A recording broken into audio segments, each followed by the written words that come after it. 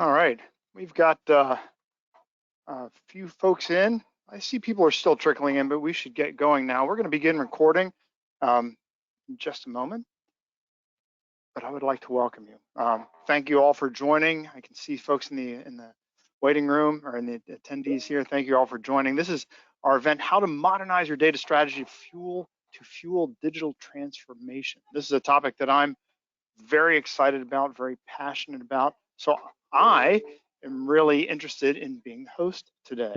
I'm Kevin Cook, the Executive Vice President here at BrainSell, and I want to jump right into this. But before we do, there's a few little housekeeping items. This is going to be a 45-minute interactive discussion. So that means that you in the audience are going to have a chance to ask us questions in chat, and we will get those questions answered. We're going to have a formal Q&A at the end, but you can put those questions in at any time. Sarah Reed is in the background here. She's our Vice President of Marketing. She's going to flag them if there's something that we need to address right away. There may be a good question that's right on what Jordan's talking about. So we will take your questions during the conversation if it's appropriate. But we're going to make sure we get to all of them at the end. Now, this is recording. We're going to share that recording later with you. You're going to get a copy of the slides via email. That'll be in your inbox probably tomorrow morning. If it's not, make sure you ask us because we want to make sure you've got a link to all of this reference materials. So with that, let me introduce the other two folks on the call today. This is Jordan Berry and Matt Erdner.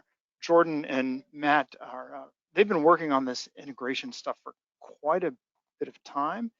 Jordan has architected a lot that's really cool. You're going to see what this data strategy and this data transformation can do for you from what he's built. So I don't want to keep talking. Nobody cares about me talking. I'm going to turn this over to Jordan. Jordan, why don't you introduce yourself and then show us the agenda? Yeah, absolutely. So thanks for having me, Kevin. And like Kevin mentioned, I'm a senior data architect. I've been in the data space for coming on a decade now. And I've gone through the transitions of point-to-point integrations and now moving into some more modern technology. Really, data to me is an exciting space. It's a growing space. Everyone from startups to the likes of Netflix, Amazon, Google are using data, and you should be too. So if you're interested in data, glad you're here, excited to have you, and we're excited to talk through some interesting stuff today. Excellent, excellent. Tell me what we're going to be doing. What's our agenda today, Jordan? Absolutely. So really going to talk about kind of four things. So the first is really the data dilemma that we like to call it. So we'll talk about data in a raw sense. Then we'll talk about modern data platforms, what they are, how they work. Then we're going to show how an organization can use a modern data platform. We're going to talk about our HOP analytics. And I may have some questions on HOP, but we'll wait till we get to that point. And at the end, we're going to talk about some tangible steps to get started. So if you're interested in leveraging some of these techniques and approaches that we talk about, how do you start? So we'll break down really some simple steps on how to get moving. That's great. That's great. So part of the getting started, part of that motion is for you folks in the audience to think about how this can apply to you. So we want to get you started in that thought process. How can your data strategy, how can you transform digitally? How can this help you? So we've got a few poll questions. These poll questions are going to help us as we move through this webinar today, but it'll also help you think about how this can benefit you. So let's look at the poll questions. The first poll question, go ahead, Sarah. It is on a scale of 1 to 5, how data-driven is your organization? 5 being the most data-driven. So how data-driven? Maybe 1 would be, what do you say, Jordan? Nothing or spreadsheets? And what's number 5? You are highly integrated with hundreds of sources coming in. Yeah, at the 5 level, you're really using data every day. So most decisions are being looked at from a data lens. So great point, Kevin. But yeah, one is we're flying blind and using our gut, and 5 is we're using data for everything. Ready, fire, aim. Okay, so hear how everyone's doing. Oh, we're getting some good responses here. Good responses. We got a lot of people up at 5. Wow, that's great. Using data every day. That is excellent. Excellent. We're going to let that resolve a little bit more. Okay, we've got 3/4 of our people have voted. That's great. Next question. And again, these questions are designed to help you think about how this may apply to you. Again, we've done the how data-driven you are, but how many systems, how many operational systems does your organization use? So if a lot of you said you're very data-driven. So are you data-driven with 1 to 10 operational systems or over 100? It seems crazy that some could have over 100, but indeed some companies do. And you'd be surprised. Now, don't forget, include spreadsheets. An operational system may be spreadsheets. You could be struggling with individual spreadsheets that are disconnected. That's considered an operational system. So how many operational systems does your organization use? Okay, we got about half of our attendees have voted. Keep going, folks, keep going. And now this is kind of the flip-flop of what we saw before. Before we had a lot of people who are very data-driven, and now we're seeing a lot of people who just have a few systems. And that's interesting. It's an interesting correlation. Okay. So about 65% of the folks voted. That's great. So this is going to help us tailor what we talk about today, but I also want everybody involved in the audience to think about how this applies to them. So Jordan is going to tell us how you can transform, what a data strategy would be, how to modernize what you're doing. But think about those systems you're using. Think about the things you're doing daily and how that might apply to what Jordan is going to talk about and what Matt is going to show you. So Jordan, you have the con. Go ahead. Awesome.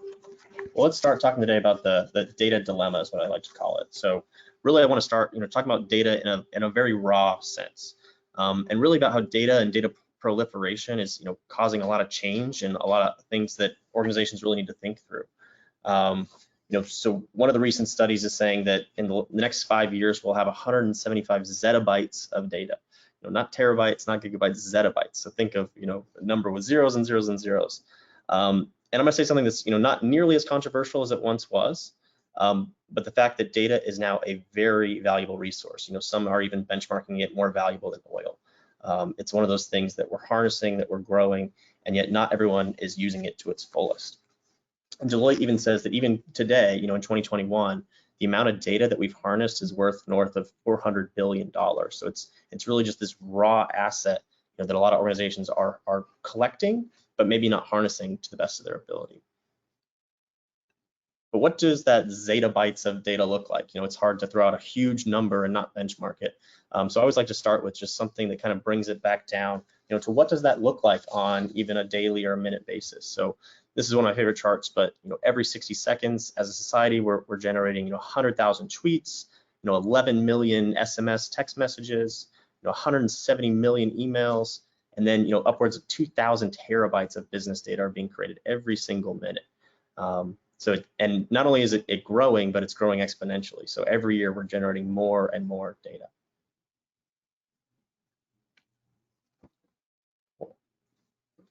And that's really remarkable. Sorry to interrupt you, but I'm shocked by those numbers. Keep going.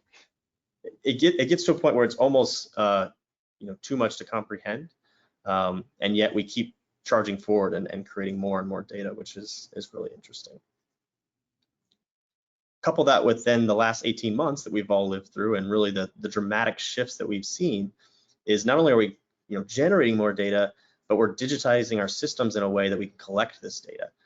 So if you look at some of the statistics around COVID and the organizational change that has happened in the last 18 months, we've really grown up or matured as organizations about 7 years in 12 months. So what this means is really that globally we're investing in digital systems, we're investing in tracking this data, we're investing in collecting this data, and as we'll talk about down the line is are we using that data effectively, and are we really putting it to work? And to kind of piggyback off the fact that not only are we investing in systems, we're investing in a variety of systems. So no longer are the days where you can go to one vendor and buy all the tools you need to run your business. You're often investing in upwards of 100+ tools. We found a survey, companies that are 50 employees or more, have 137 unique business systems. And kind of like the question we talked about early on, everything from spreadsheets to CRM tools, marketing automation platforms, accounting. Traditionally, you'd buy one suite and it did everything. Now you're buying the best of breed. And so what that really means is you're giving each department, each function, the tool that it needs to do its job the best. And while that's good in a very general sense, it is causing some data challenges. So let me ask you a question, Jordan. Does that mean that the best of breed approach is a bad approach? Should people avoid the best of breed approach? Not at all. I would say that the best of breed approach is a very good one, a very sound strategy, but it does come with, inherent challenges. And so as long as you can understand those challenges and adapt your business to harness them, you're going to be in a good place. Good, thanks. Great question, Kevin. And so what's interesting is, we're generating more data, we're collecting more data, and yet we've made these massive capital investments in the future, and we're still feeling the pain that we felt before we had these systems. I'm still struggling to use my data. I'm still struggling to harness it. Whether it's because the systems don't talk to each other or we have data in different formats. And so what inevitably happens is that, hey, we've made these investments. How do we tackle this data? And so I would say there's really kind of three traditional approaches that just aren't quite working anymore. So I like to call these kind of the side effects of data. Some companies, the first side effect they'll experience is what I call the monster spreadsheets. So they'll dump their data from their various systems, CRM, marketing, et cetera. They'll put it into 30 tabs in a spreadsheet, and inevitably they're starting to break what Excel was built for or Google Sheets was built for. And the challenge with that is not only is it kind of unwieldy, the data is instantly stale. So as soon as you pull it out of a system, you now have stale data. I couldn't tell you how many times we've walked into a meeting, whether it's with the board or a VP, you're trying to explain numbers, and two different analysts have two different numbers, and you're trying to reconcile why is that, and it could be literally that we exported data at different times. So that's one of the side effects you'll feel. You might also feel the side effect of, well, we bought a CRM tool or we bought a suite of technology. We should pick one of them as the master. We should push everything into our CRM tool. And inevitably what happens there is, CRM or other technologies were built for a business purpose, not always for a data purpose. So, how do you leverage a sales tool to do analysis? You'll inevitably hit challenges on reporting, or, these tools are opinionated. So if your idea of your business doesn't match theirs, you often come into some challenges there. And then kind of the final side effect is, if you're large enough and you're lucky enough to have a healthy budget to hire individuals, you may build out a data team, and so this is data engineers, data scientists. The challenge here is that these people they tend to be expensive resources. So there's the cost involved with them, and B, they tend to just turn into kind of report builders more than analysts and strategy makers. So you're hiring the best and the brightest, and yet at the end of the day it becomes kind of a data manufacturing line where you have all the requests from the business to get this insight or this metric, and that's really their focus day to day rather than helping the business grow. Right, and they may not know why they're gathering something, and so they may not be able to properly interpret it. They can generate a number or graph or chart, but they may not be able to give the insights that the business users really need. Is that right? That's a great point, Kevin. Yeah, so a lot of times the nuances of a business process or a workflow lives at that departmental level as it should, so the analysts may not understand exactly what they're looking for or how to format the number. And so you get those kind of, I say, kind of throw it over the wall type challenges too, where, as soon as you move from department to department, you lose all that context. Yeah, that makes sense. So I want to put this in the context of our very first poll question. A lot of the people in the audience mentioned that they're very highly data driven. You can be highly data driven, but you may not have a good approach. All that data could be in a stale spreadsheet. So just because you've got sophistication in, like, you may have data engineers, you may have a great CRM, does not, and you may be very data driven, doesn't mean that you're effectively using that data, right? Absolutely, yeah. I would say, the key is the data-driven mindset, and it sounds like the crew we have on this webinar is in that data-driven mindset. Mm-hmm. But I imagine you're still hitting some challenges on how do we, and I'll go to the next slide actually, because this is really where it manifests itself is, even if we're data-driven, we're collecting all this data, how do I unlock that data? How do I break it free so that I can answer the questions that I need to answer? And what we find is a lot of organizations are great in their different line of business systems. So I have great sales metrics, or I have really good marketing metrics. It's in those cross-app analytics that a lot of companies stumble. So if you have a business process that starts in your CRM and ends with accounting, or you have a process that begins in marketing and then moves to your CRM, that's really where these data gaps, we like to call them, happen. Okay, that makes sense. That makes sense, because you could have, maybe you got a factory floor. You got machines on the factory floor that are generating operational data, but it's not affecting what your salespeople are doing. Or, yeah, I see what you're saying. There could be different line of business tools, great, really well done, but that data isn't giving insight to the business. Yeah, so for example, just a couple of these questions we pulled out is things like forecasting, where you're looking at historical accounting data along with sales data of today, or you want to look at profitability. That's a big one where we want to understand when we're selling new products, are we selling the product with the right margins and the right fit? And another one we're finding is especially marketing or advertising, wanting to track everything from the very early top of funnel down to dollars and cents that are being tracked in the ERP system. These types of life cycles can be really challenging. But I don't want to be all doom and gloom here. There are some new and modern approaches that can help us with this. And what we've termed it, and the industry is really starting to circle around, is what's called a modern data platform. And so let me just kind of walk through what a modern data platform is, where it came from, and how you can leverage this new approach. So really at its core, a modern data platform is really kind of two things. It's a set of technology as well as a set of capabilities and approaches that help an organization be fundamentally data-driven. And Kevin, you kind of touched on this, is data-driven is both a mindset and a competence. So as an organization, how do people want to be curious, want to be data-driven, but also have the know-how and the tools to truly be data-driven on a day-to-day basis? And so let's talk a little bit about the history of what makes a data platform modern versus legacy versus et cetera. You may have heard the term data warehouse. It's been around since the 80s, and really this was the first approach to harnessing and collecting data. So you pull data, usually at that point it was very structured, tabular type data, into a data warehouse, often on-premise, and you'd use this for your quarterly or your annual reporting. As we moved into the 2000s and the cloud started, emerging as a viable technology platform, we started to see things like data lakes. The pendulum really swung the other way, where now we want to just pull everything unstructured and we'll kind of figure it out down the road. And what we've settled back kind of in the middle is, as we move into the 2020s and beyond, is what's called this lake house architecture. And it combines really just the best of both worlds. You can handle structured data, you can handle unstructured data, and it really just sets you up for that foundation, so that later on, as you grow and as you handle more challenging problems, you have that data foundation in place. So what does a data platform really look like at the end of the day? And data platform really has kind of 4 key pieces to it. So the first is that, and this diagram I'll kind of walk through, but we can definitely, offline kind of talk to, this in more detail with each customer. On the left, we have really the various source systems. So in this case, we're highlighting CRM, marketing automation platforms, ERP.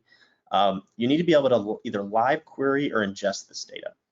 So while people are working in the systems every day, we need to be able to pull that data into a single place. So that's really the first step, is the source data. The second piece is what's the lake in the lake house. So it's where we pull all this raw data into one place. And the reason we like to pull it in raw is that you may not know what you don't know at the point in time. So traditionally, you would do a bunch of transformations early on in the data pipelines. And then 6 months later, you may have a question that arises that you didn't think about, 6 months prior. So how do you tackle those types of questions if you don't have the data? So I like to say modern data platforms are very hungry. They like to, eat a lot of data. So as much data as you can pull into the middle, the more capabilities you're going to have down the line. Then once we have all the raw data in the lakehouse, we need to make sense of it. We need to organize it in a way that makes sense for the business, that makes sense for each of the departments, that makes sense for the executive team. And so what you do is you build these models that then let you, segment and aggregate data.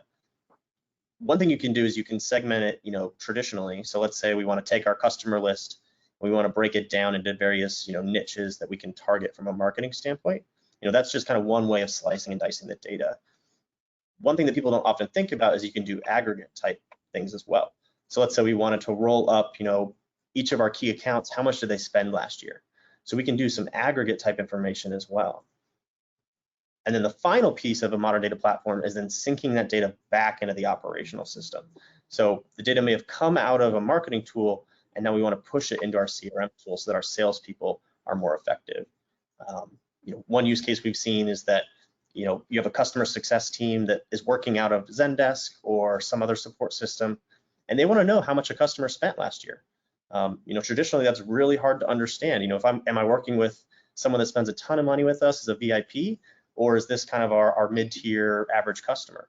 If I had that information in real time, I could make a decision that would either make them love us or hate us based on my interaction with them. So this really sets you up for that day-to-day, creating a great customer experience.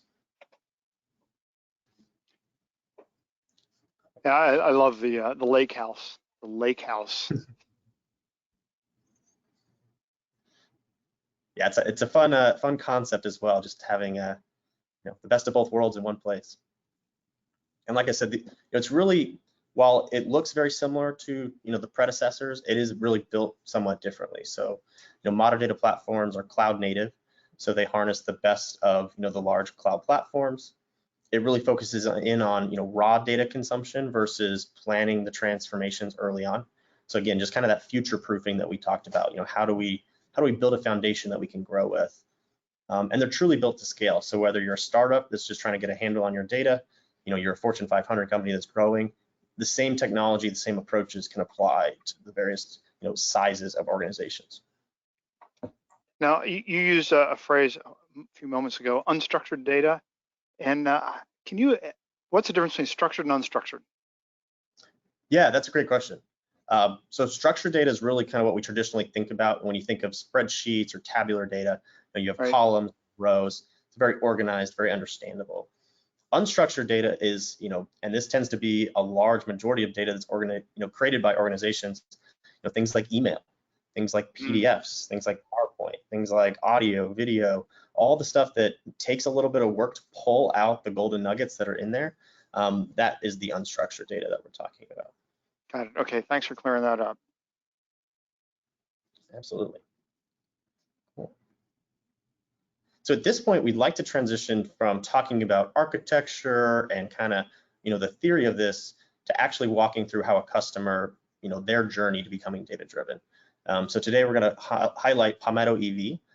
This is an electric vehicle company. So they have electric scooters that they bring to cities so that if you, want to get to work via an electric scooter, or you're out on the weekend, basically you can grab a scooter from a dock, very similar to the bikes that you often see in cities, and you can, take a ride, wherever you want to go. And so really what we helped them do was go through the data-driven journey. So in our previous webinar, we actually walked through the 6 steps to becoming data-driven. So if you're curious in kind of the process of this, I would say check out that previous webinar. But for today, let's just we'll talk through the steps we took with them. And the reason we really like this approach, the 6 steps, is that, as you'll see here, the first 2 steps have nothing to do with technology. It's all about understanding the business, understanding the people, the processes, and I guess tiny bit of understanding what technology is in place today. Steps 3, 4, 5, and 6 is really how do we use technology to enable our business, and so that's where the modern data platform comes into play. And we do blueprinting, but there's typically 2 types of blueprints. There's like the first one that would be a process blueprint, 1 and 2, that's helping to identify the technology, identify what the processes are. But then the other type of blueprint we do is a data blueprint, and that's steps 3, 4, 5, and 6. Those are those data blueprints, right?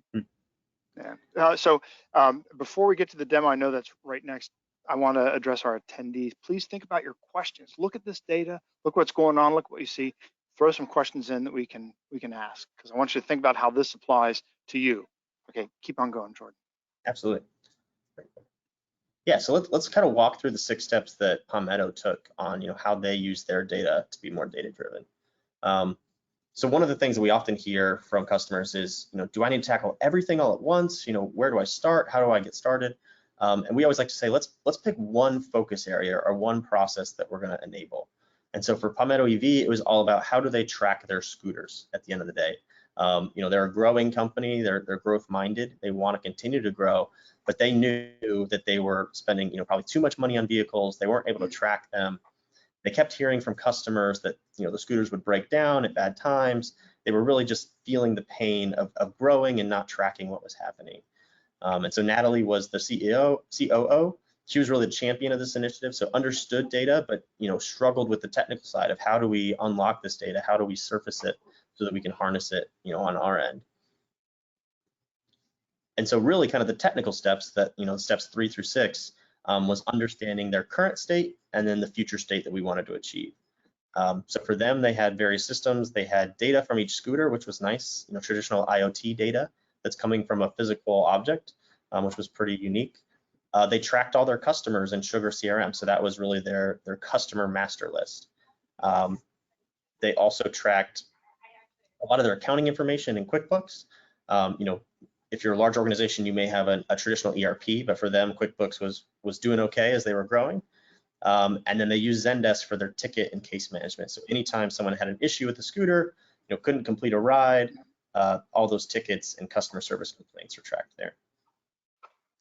And so basically what you're seeing in the middle is the ability to pull all this data into a single model. So while it looks fairly complicated, you can just think of it, imagine if you could look at your whole business and it was just one big database.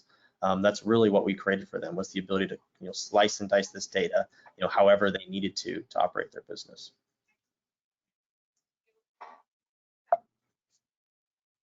And then once we laid the data foundation, we took them through what we called our HOP approach to analytics. So I kind of teased this at the beginning, but this is really how we help coach organizations to leverage their data. And you may have heard a lot about AI and machine learning and some of the buzz that I would say is out in the market. And a lot of, if you're reading HBR and some of these articles, you feel like you're behind if you don't have AI and ML in your business.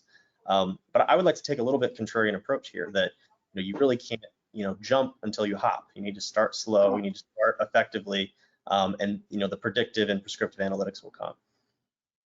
So I have a question about what you just said, the prescriptive and the predictive.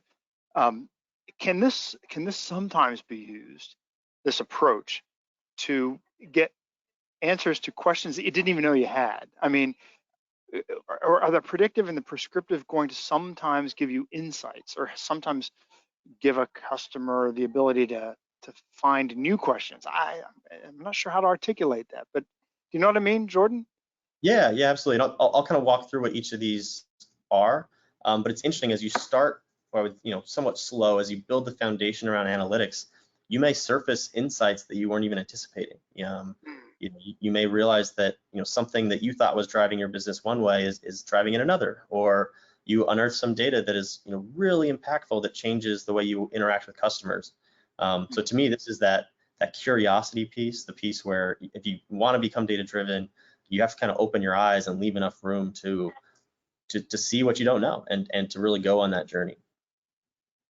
Yeah, that's great. You heard that. I've always heard the phrase, I frequently hear the phrase, we don't know what we don't know. And something like this can help you figure out what you don't know. Absolutely.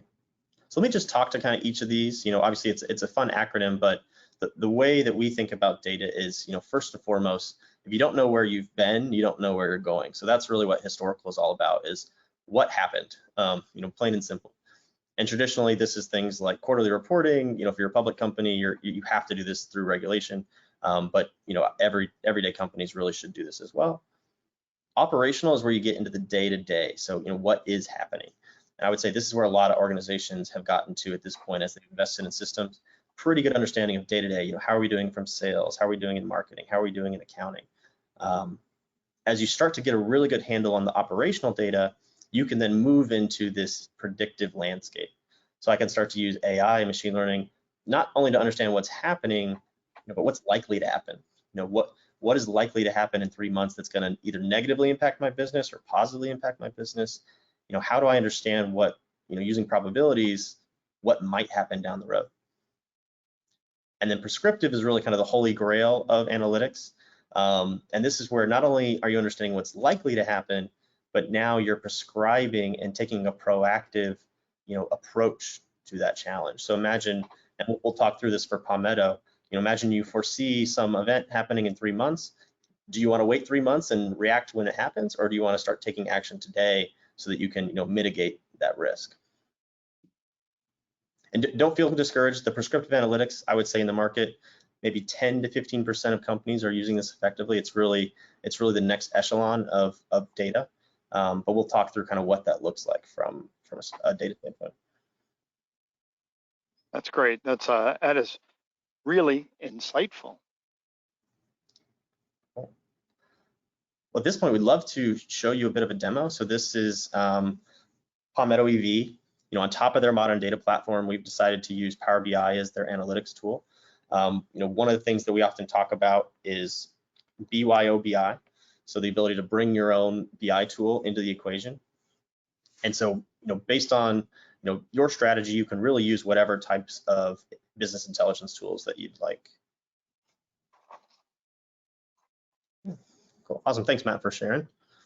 So what we'll do is we'll kind of walk through each of the HOPP steps. So we'll talk through, what historical analytics looks like for them, and then we'll go down the line there.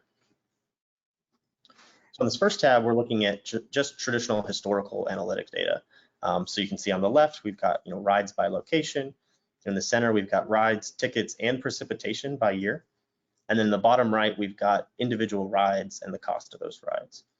And on the surface, this doesn't look that complex, but we're pulling in, data from 4 or 5 different systems. So we've got our ride data, we've got our vehicle data, we've got our Zendesk tickets, we've got weather data that comes from, weather.com and the government. So we're pulling in a lot of different disparate data sources in one dashboard. And I imagine, the plumbing behind this also involves things like normalization, because you may get one piece of data from one tool that is formatted this way, and it could be another very similar piece of data, but it is formatted in a different way. If you want to present it like this, like numbers, how many decimal points? How does it get normalized so that all the data works together? Is that right? Is part of this normalization too? Absolutely. That's the modeling we talked about. So really making sense of the data. And you bring up a great point, Kevin. Wasn't intending to go this way, but I'll talk about it as, a lot of times we'll see where, a company buys another company, or they'll roll up another division that are using different systems, but you still want that holistic view. That's where something like a modern data platform can really help, because you can look at everything in the same language. You can all be, looking at it from the same metrics, even though the data underneath is formatted in 10 different ways. Mm-hmm. Good.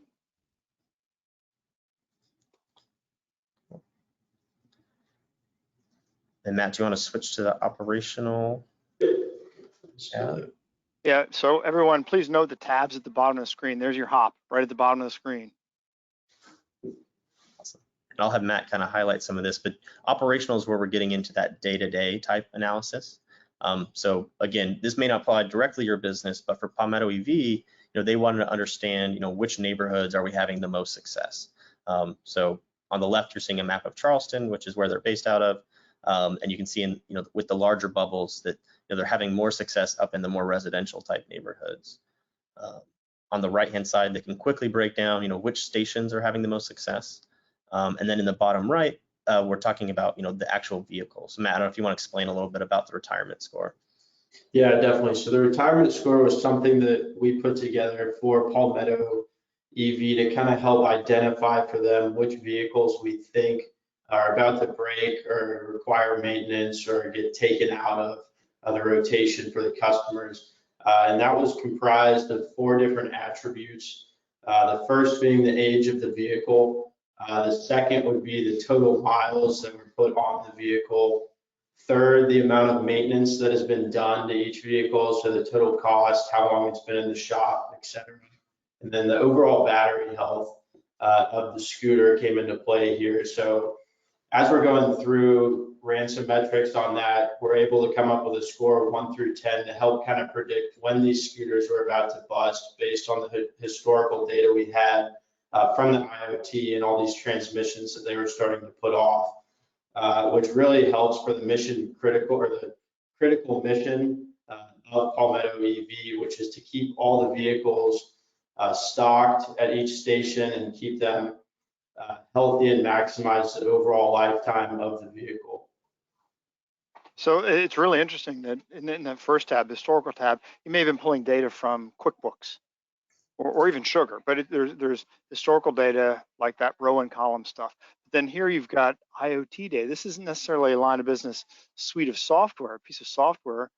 This is the scooters, the machines reporting back the status of the internal workings of the scooter. So it's fascinating to see that data comes from so many different kinds of sources that can be used like this. That's great.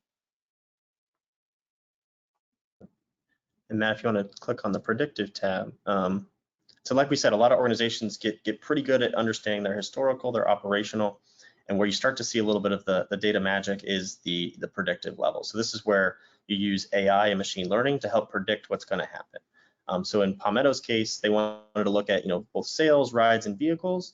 They want to understand are our riders using more vehicles per day? Are they making more rides per day? So in the top right, you'll see we have a forecast there.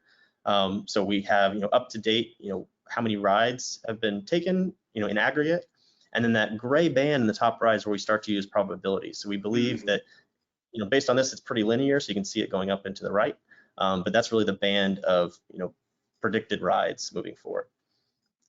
And really what I think the most exciting part is down in the bottom right, the high risk locations. As you can start to see, we're not only looking at this month and next month, but we can start to see several months out where we're at risk. So the red cells we're at high risk, the yellow cells we're kind of in medium risk, but this is basically saying that there may be a station where we don't have vehicles. We may have riders show up and not get a ride, especially if they're VIPs. We want to make sure that that doesn't happen. That's one of their core competencies. So we can start to predict out into the future, okay, are we at risk? Can we take action today? What can we do to prevent, this risk from happening? Right. And then Jordan, if I can add another thing, even from this predictive tab, you can still get operational insights out of it. So if you look here at the South of Broad, they have 100 vehicles stocked at their locations across all stations. And there's only 6,100 rides or so with a small amount of their sales. So if Palmetto were to see this, I feel like they would want to shuffle their vehicles around and kind of move them towards that northwest side where there's more people and more rides are being completed. So yeah, that's a great example of I didn't know what I didn't know. Looking at the visualization this way, you may be able to identify something you didn't know, and then you can take action. That's really cool, Matt. That's great. We are getting some audience questions, so I want to encourage everybody, please ask some questions. I don't want to interrupt. So you still have the predictive tab, and I want to make sure we hit that. So the questions are okay. We'll get to those questions in just a moment. So Jordan, please continue about, the prescriptive tab.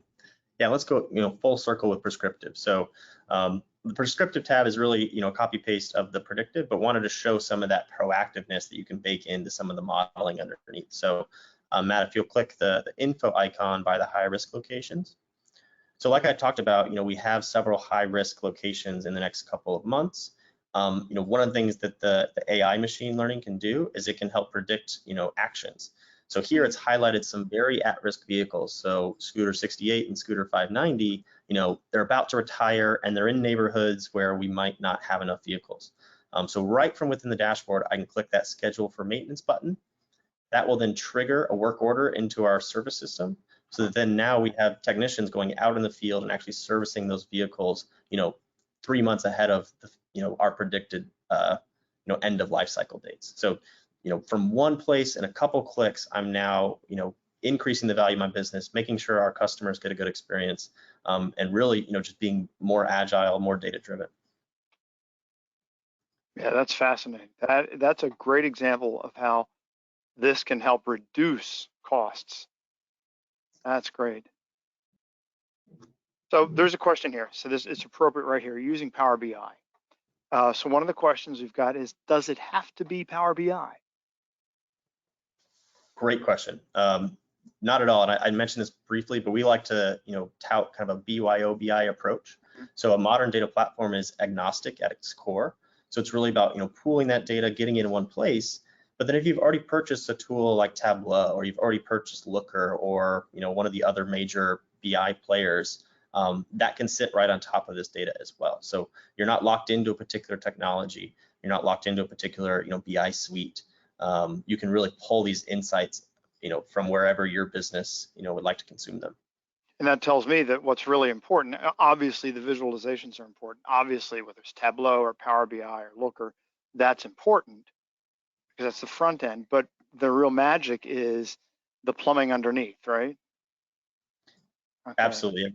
We joke we're data plumbers, and we kind of like, just like in your house, probably don't think about the plumbing every day, but really that's what makes the hot water come out of the faucet at the end of the long work day when you get back home. So that's great. Okay, can I ask a few more audience questions?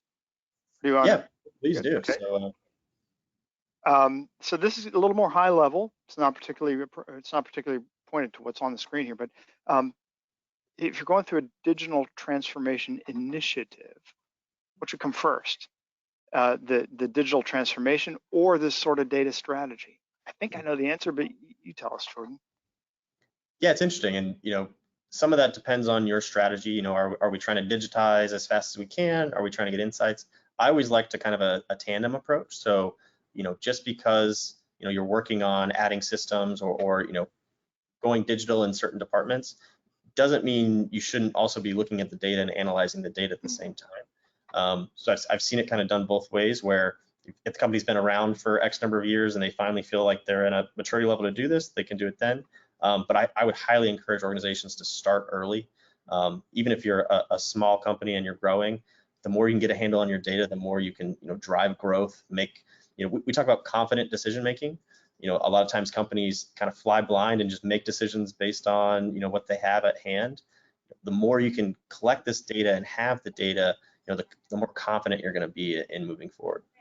Mm-hmm. And one of our existing customers talking about the definition of things like a customer. So if you're going through a data transformation and you haven't looked at your data model, you may have different groups within your organization that are transforming digitally, but they have different definitions of what a customer is.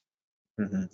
And so once you get that transformation together, then suddenly those definitions are at odds. So I think I understand what you're saying. You have to do it in tandem, or you can do it in tandem, because you got to understand what the definitions of the data are, so that the two seemingly separate departments could properly transform.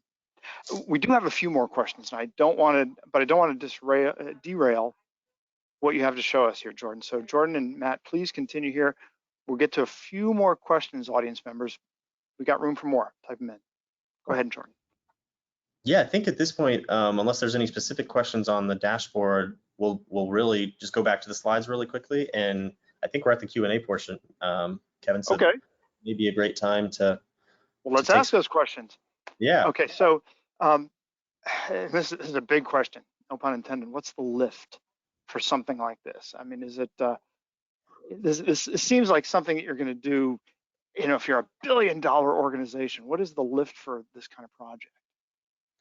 Yeah, that's a great question. When you think about getting started, obviously data can be a little bit overwhelming. There's a lot to take in, a lot of different technologies. Even if you go Google modern data platforms, there's a lot of tools and kind of marketing out there around this. But it really does not take much of a lift. Whether it's just 2 systems that you're wanting to pull data into, you can get this set up and going, or if it's 10 systems. But we always, kind of a crawl, walk, run approach is the first thing you need to do is really just understand where your data is, what do you want to connect. Then the effort to really set that foundation is not a huge lift. You do need someone internally in your organization that's champion, someone that can help drive this forward, because it's oftentimes, you have to get that executive leadership type buy-in to make this successful.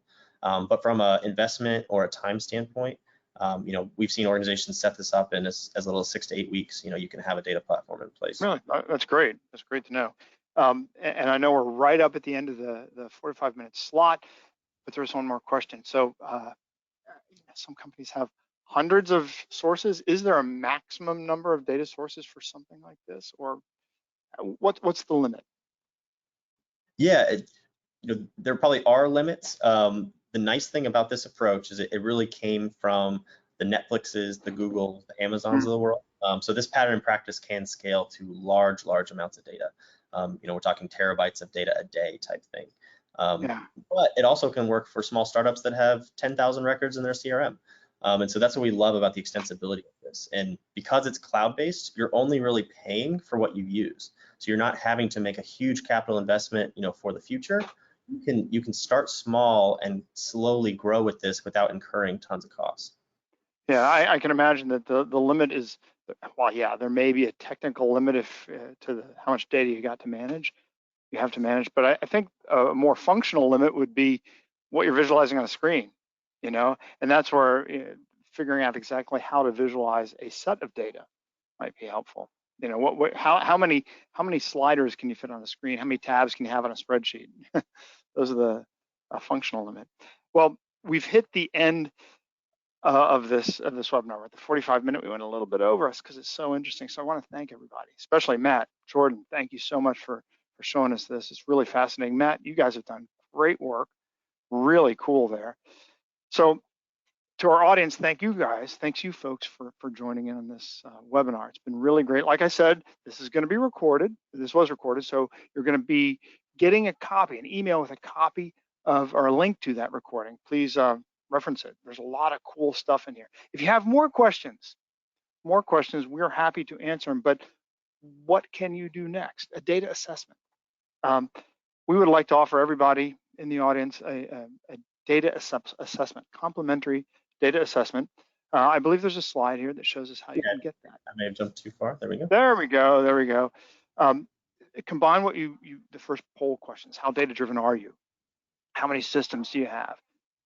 Those are the first two ways to get started, but then take this data assessment, and that's going to help you better understand how you can become a really data-driven organization. So you can see the link there. That'll be in the recording. That'll be in the slides. You'll get that. You don't have to write it down. You can. Go to our website. You can search it. You'll find that too. But we want to help you out. No cost to that. It'll give you a great example or a great idea of how to become a data-driven organization. You can always reach out to us at BrainSell. There are plenty of ways to get in contact with us. BrainSell.com. We want to see you there. Thank you all for this time today.